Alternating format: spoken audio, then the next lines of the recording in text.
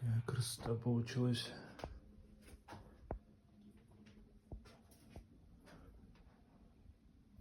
Дырки обязательно не забываем.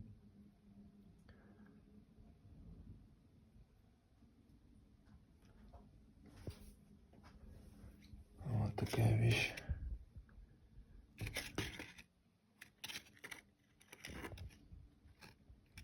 100 рублей.